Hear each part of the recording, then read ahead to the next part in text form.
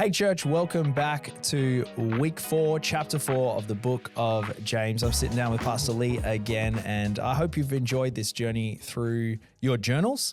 And I'm looking forward to the coming year and some of the other books that we're going to be exploring. But right now we're exploring chapter 4 of James. And as we have done over the last 3 weeks, I want to ask the question, Lee, what do you see in this chapter? Well, what I see here is there's 2 issues he's addressing.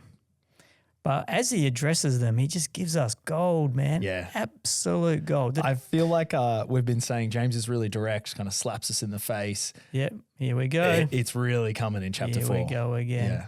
Yeah. So he's got 2 kind of themes that he's given us. 2 themes common in church life today as it was then. Conflict between people and slander. Yeah. 2 really interesting themes. But what he does is he goes to the heart of the person. And as he does that, it just gives us this gold about our motivation, our desires, what's really going on in the heart.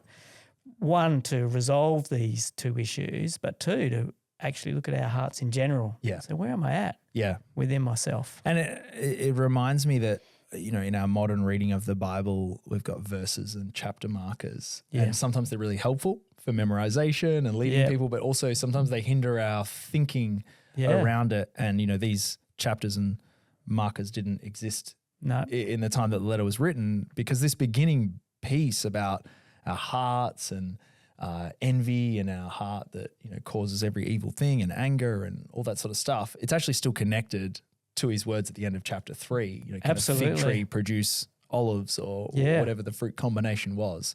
He's getting to this point of what's at the root that we were talking about last week. What's the heart and therefore what's flowing out? What's the root? What's growing? It all continues. Absolutely. We've said it before in church with this idea of, you know, what causes fights and quarrels among you. We're often pointing the finger, right? They did this, they did that, but James is pointing it back at us and going, well, what's going in your heart? You know, and we've said this statement before in church of when we're angry, it's often because what we really want to say is, I'm not getting what I want. Exactly. And it's kind of sobering. Well, it's asking us a question. Yeah. Are you looking to the world to get what you want, or are you looking to God? Yeah. He just paints the 2 choices. Yeah. And I find it confronting, even reading it again this week for myself. It's like, do I really want you, Lord? And am I humbling myself? Am I coming to a place of surrender to even brokenness and mourning and wailing? It says in here. Am I really going there? We're just recognizing how human I am and how my heart does go to these other places. And I just feel so broken and sad that when I realize that it's not a heart for God and it's not a heart that's seeking grace, but it's a heart that's still reaching for the things of this world.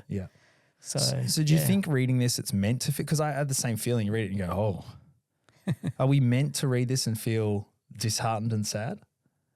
I don't think so. I think it's just a reminder of a truth, and that is change, deep change comes through brokenness, which we've all experienced in different ways. And we don't celebrate necessarily sadness and darkness, but it's just recognizing that brokenness can bring something really good.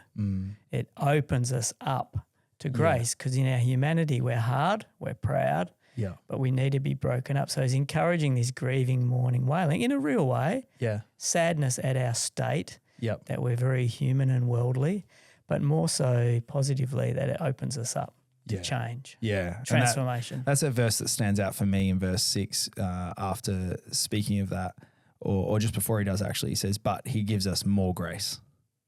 You know, we feel humble before God and we can feel all of that brokenness, but we must remember he gives us more grace is a powerful thing. It's almost a repetition, more grace. Because grace is like this undeserved gift, and it's more grace, even more of this thing we don't even deserve. And it's also like a double, because we need grace because of our humanity. We need God to treat us with grace, so that's the first grace. But then we need grace in terms of what we really want is what God's providing, not what the world's providing, and making that choice. And slander is kind of this theme towards the end there.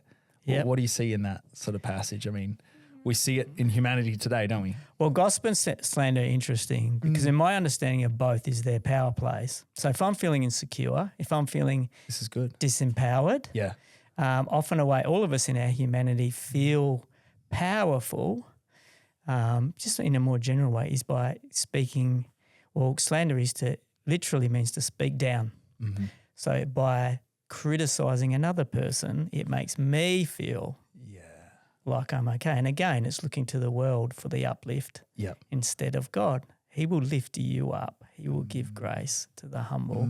And gossip's the same. Gossip by speaking, giving others information, it makes me feel like I've got a place. Yeah. And we use it in a wrong way. So it's actually, I love that thought. So it's our search for, or our feeling of a lack of control or power. Yeah. That brings us to a place of why can't we help ourselves talk about that person, or why can't we help ourselves bring someone down? It's because of an insecurity. Absolutely. In me.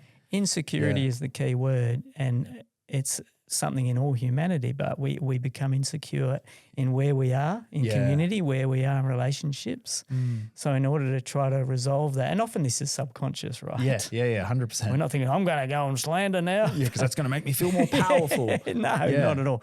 But it's out of the insecurity. We just tend to start speaking in ways which connects with the first part of the passage, the conflict, the fights, the divisions. Often that is through words. Yeah. Yeah, as well. Links to chapter 3 and the power of the tongue. What comes out? Yeah. Out of the heart, the mouth speaks. What is flowing? I'm thinking about how it's actually empowering as well as someone that might be a victim of slander or a victim of gossip to have grace and hold someone else's, emotions and have compassion for someone that might be your enemy in this instance, going, so it's not actually about me. I don't have to receive this gossip or slander in a way that makes me now feel insecure, but actually go, this is, as we say, hurt people. This is someone who is actually really searching for significance. Maybe they feel out of control. Yeah. Maybe that was really dumb of them to say, but I could pray for them right now that they would find healing in that space. Exactly. It's the other side of the coin. If I'm the receiver, I don't need to allow that to affect my security. I'm secure in God. I know who I am. Yeah. My identity is in Him. So when a person speaks ill of me or even gossips about me, I can show grace to them because I'm secure. I'm not seeking power from the things of this world. That's good.